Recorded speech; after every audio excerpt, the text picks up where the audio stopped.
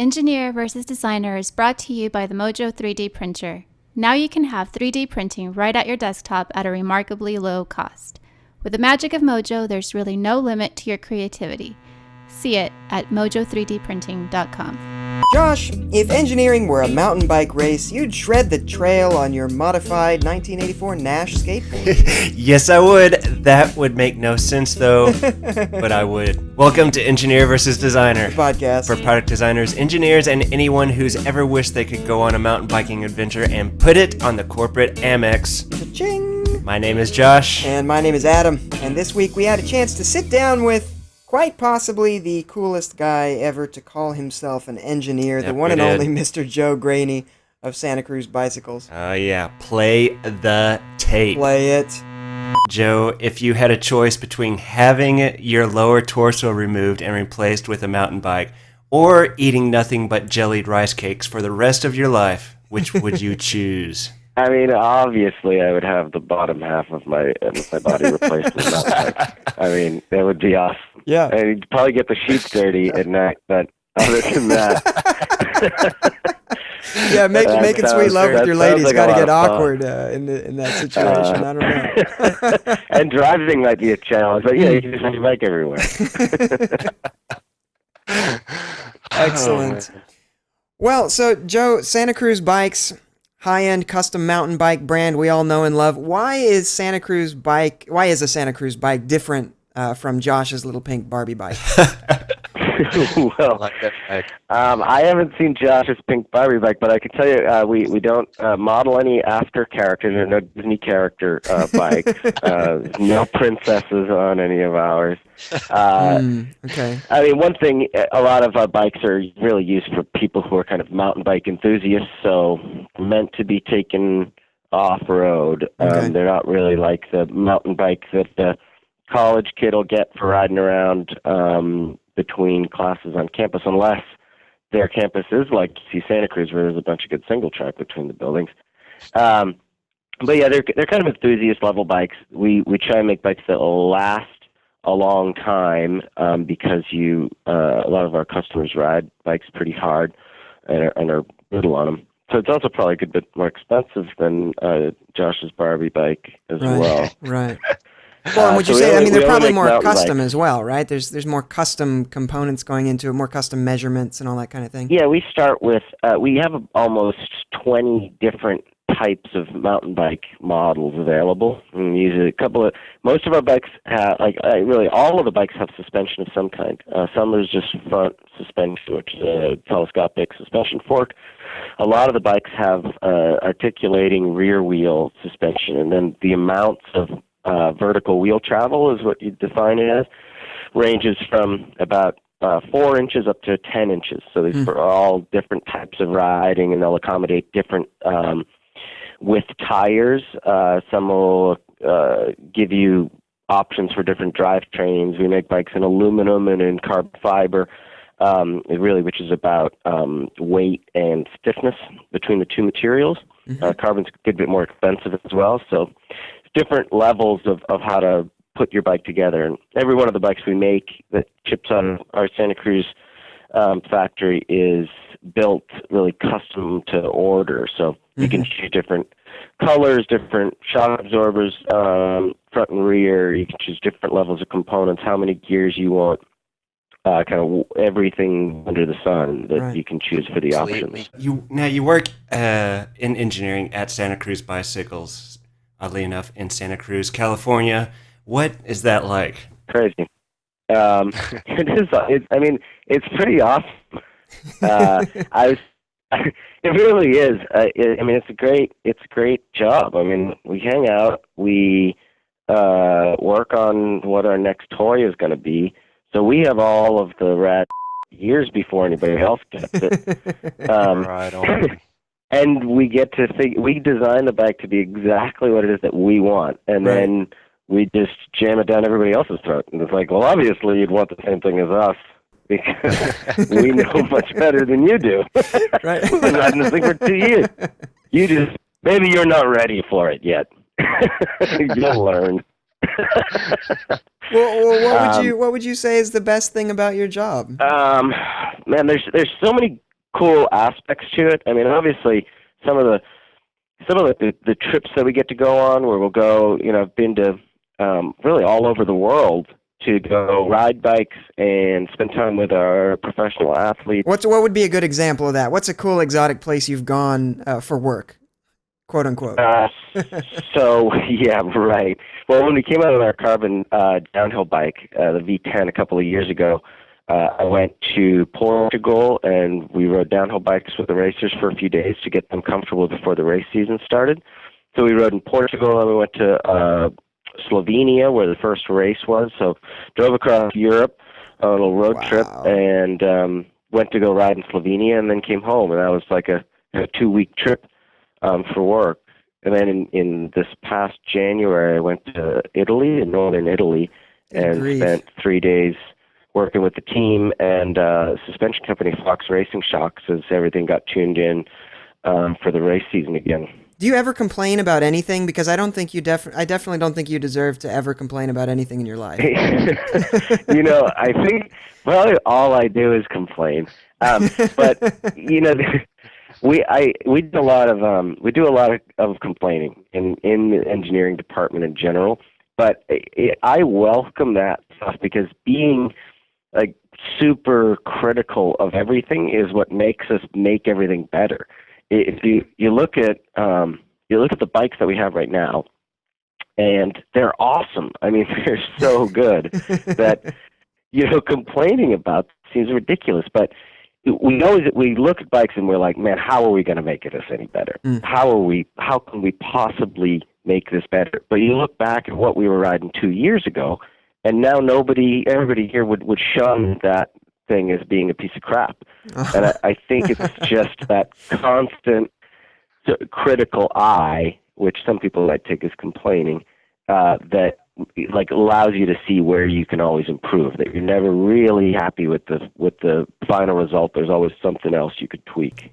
So with that, what is the most challenging part of your job? That is probably also the one of the more challenging parts, is that everybody is so critical. It's hard to not take things personally when it's your baby and you're very invested in your design or your idea. So it's tough to not take things personally when it's really not somebody attacking your idea, just challenging you to really justify what you want to do. You have any special techniques, like Zen breathing techniques or anything to kind of calm yourself down, make sure that you don't punch people in the face inappropriately, that kind of thing? We've always got a fridge stocked with cold beers in the office. So, right. That works. All right. So you actually, Joe, I know you do a lot of work to inspire the youngins to get interested in science, technology, engineering, and math, STEM as they call it. I mean, so how do you do that? How do you get kids interested and excited about engineering, and why do you think that's important? Well, it's pretty easy to get kids stoked on bikes because kids are already stoked on bikes. So you show up with a super rad bike, and that's pretty much all you're going to do. Kids love bikes because they have bikes themselves, so they understand it. They understand how they work, and you show up with like a mentioned carbon downhill bike, which is, like a Ferrari type of machine in a classroom, and you've got everybody's attention right there. And then, you start to explain how on a bike you use math, or you use geometry, and you use these times tables. Even with elementary school kids, I mean, nobody ever tells them why they have to memorize all this crap. Why they have to do this work. And for me, like I was saying in the beginning, if I don't understand the benefit that I'm getting out of this thing that I'm learning, it becomes really difficult for me to have enough personal discipline to actually do work. Like it has to relate in some way that I'm going to care about. So I just basically make it so the kids think the same thing. They're so stoked on the bike, and you say, well, if you like bikes, then you should probably like math. Because you don't get bikes if you don't get math. Right. Exactly. And everybody seems to get it. And for me, it really comes down to just remembering in school that I didn't like it. It wasn't like I wasn't good at some of the courses, but it just seemed like such a useless waste of my life to be sitting in this class, bored to tears with somebody writing equations on the board and not knowing how algebra was ever going to do anything for me. Yeah, so boring, no application. And we often hear engineering students complain that their education is too theoretical. I would have complained about that, and that they should be doing more hands-on learning and less matrix algebra. So you'd agree with that, really? Yeah, I mean, I almost flunked on my linear algebra for engineers course and I've never seen any reason to use it since. I'm sure there is, I'm sure somebody who's smarter than me could explain why you would ever care, but it doesn't seem like, it seemed like that was some academic wonk who just sucked some portion of my life away that I will never get back again. Yes. Look out! Engineer versus Designer is brought to you by Mojo 3D Printer, a world-class professional 3D printer for only $185 a month. To find out how you can give your big idea a little mojo, visit mojo3dprinting.com. So you use a combination of digital tools and good old-fashioned workshop tools to design and build bikes. It seems like, we've talked in the past about how you both use finite element analysis on the computer as well as just crushing bikes in the shop to find out when they break. Why is it important to do both of those things? Why is it important to build things physically and digitally? Well, a lot of the stuff that you do digitally is kind of at the beginning to make sure that a lot of times it just helps you from figuring out stuff that's it's a bit late and it slows the project down. You have to make changes later on after you've made tooling, and it sort of delays things. But I mean, a lot of the bikes are, you can't replicate every pixel like you do on the screen. Some of the shapes will be different, or you'll have material differences that you don't have this purely homogeneous material that is triangulated and meshed. A lot with aluminum bikes, there's welding too, so the weld profiles are change, and whether or not somebody burned away part of the tube or maybe cut the tube in a way that you weren't anticipating. So you find out a bunch of stuff by doing it physically. And then with some of the tests that we do, it's super fun to smash stuff. So you get the crowds over in the test lab for good impact tests when you're dropping 100+ pounds from a meter high onto a bike. It makes a lot of noise and it's exciting. And so, I mean, there's always I mean, that's fun stuff. I will never outsource that stuff. Excellent. Well, this past week we asked our Twitter followers to submit questions for the show, and Daniel Benterman wants to know what you worked on before joining Santa Cruz. So, I mean, I should point out that the reason that I eventually ended up going to engineering school was to design bikes. So that's what motivated me to go back to college. I dropped out of a couple of schools. I was going for accounting, and then I was going for women's studies or something, and then I dropped out and was just bumming around. And well, you weren't just bumming around. You were riding bikes as well, right? You were. Yeah. I mean, I was riding bikes. I had a job, like a real style job in a warehouse, and but I could see after working there for a while. At first, it was like, yeah, I'm bringing home, a paycheck, and I got an apartment, and everything was great. But then I started to realize, there were guys that were 10 years older than me doing the exact same thing, and I didn't want to be there in 10 years. So, with the bikes thing, I thought, maybe I should go figure out how to design bike parts, and that would be cool. So, so that's when what got me into engineering school. But when I was in engineering school, I did an internship at a large bicycle manufacturer in the Midwest. And I was really fortunate to get the internship. When I was there, their product development process was sort of heavily influenced by their marketeering department, and the marketers really were more chasing trends rather than kind of looking at what worked best. And that disillusioned me about the bicycle business. So then I got another internship at Design Continuum, which was like a ID engineering product design house. Industrial design. Exactly. ID, a lot of ID people. And that was really amazing. I got this internship, and they introduced me to this client only because I was a mountain biker. So it's another way that bikes have always helped me out. And I got introduced to this client because he was a mountain biker, and I was breaking the ice. And I got heavily involved in a project working on doorknobs for Schlage Law Company. I worked on doorknob design for like 2 years. Like, we redesigned the mechanism, and it was this incredible process on a product that nobody ever thinks about. I mean, nobody gives doorknobs a second look. And it was great.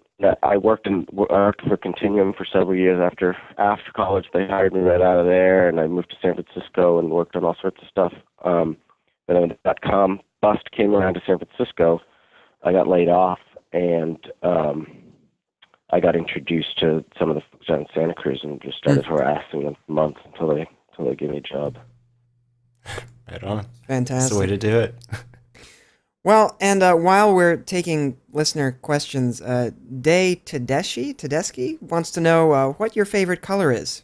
That's a good question. Possibly the hardest one of the show. Yeah. I mean, I'm gonna go with orange. I'm gonna say orange. All right.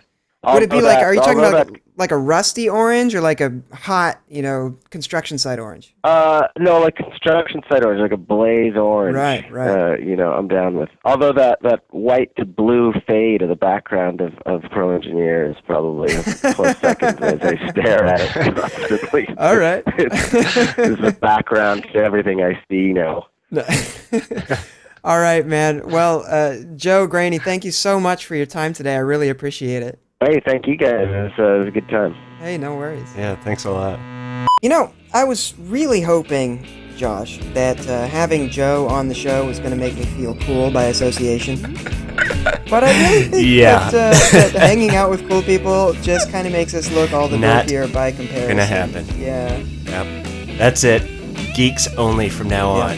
New policy. If you would like to send high-end mountain bikes to EVDHQ, definitely address those to Josh. And if you'd like to send a size XXL leotard and or tiara, please address that to Josh as well. If you hate our guts and think we should know about it, head over to EngineerVsDesigner.com and let us know how you really feel. And if you want to see us sad and lonely, be sure to like us, +1 us, tweet us, or whatever else, as social media has been correlated with losing the will to live. This show was edited by the Simon Martin. Our theme music is by Ross Hartman. Yep, we'll see you next week. And remember, replacing mom's laundry detergent with bubble bath is not only hilarious, it puts hair on your chest.